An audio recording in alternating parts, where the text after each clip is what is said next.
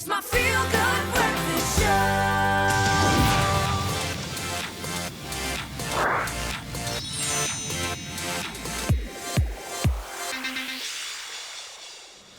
Welcome back. Of course, you're still locked in at your Feel Good Breakfast Show and the Game Awards 2020, which is one of the biggest events in gaming, and it's said to be akin to the Academy Awards. Yes, that's right. So game developers, companies, designers, sound engineers, and even actors compete for the winning titles in each category. And of course, our resident specialist, Grant Hines, takes us through the video of who won this year. Man, tell us, feed us, what is happening? Who are the nominees even? Okay, so the nominees were a great collection of what pretty much was the best games of the year. There are a couple that I probably would have included. I was going to say, it's probably very debatable even getting those nominees because everybody has a personal attachment to their favorite game it's as true. well. Like, I really would have liked to see Miles Morales up there. Oh, is it a nominated? Okay. It wasn't nominated, or at least it was nominated for Game of the Year. Yeah.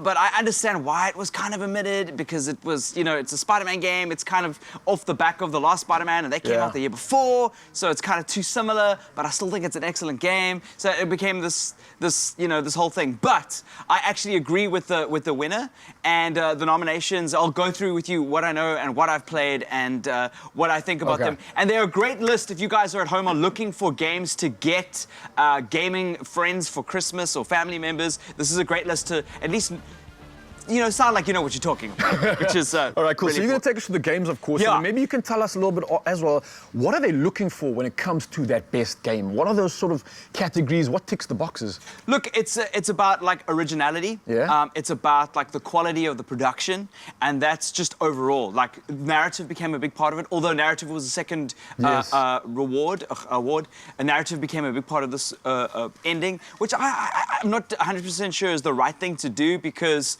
there are a lot of games that are great games that don't have stories, right? Is it a story? What is it like? Yeah, so there are a lot of different factors that like build into the a culmination of what it makes a really, really good game. Right. It's kind of like what you would do in film, like great cinematography, great direction, great script writing. Yes. Like, what is the accumulation of the best of that, and what can we get? The first game that was nominated was Doom Eternal, which I highly recommend. It is, if you are into like super athletic like shooters, Doom Eternal is a great game to play, and it is highly awarded. Obviously, Doom was one of the first-person shooters of all time. It's a classic. And what they've been doing lately, Bethesda, the developers, have really pushed it to this really exciting space. Okay. So I really enjoy Doom, and it runs really well on lower-end machines and rigs. So you get all that the high model frame can rate. actually handle it quite well. Yeah, and you get this really high frame rate, high impact gameplay. The next one is, did you ever play Final Fantasy? I love Final Fantasy. Did you ever play Final Fantasy VII? I don't think I got that far. I must have got to like 4 or 5 only. Okay, so they're remaking Final Fantasy VII, which is a fan favorite amongst Final Fantasy heads. I'm not a Final Fantasy head. What? You could get like lost in Final Fantasy for days. I had friends at school going, you have to play this. And I was like, I'm playing Metal Gear at the moment. Just like I was, I was a Hideo Kojima head at that stage, and I was like, I didn't have time. I was also studying for my exams. So I didn't have time for Final Fantasy.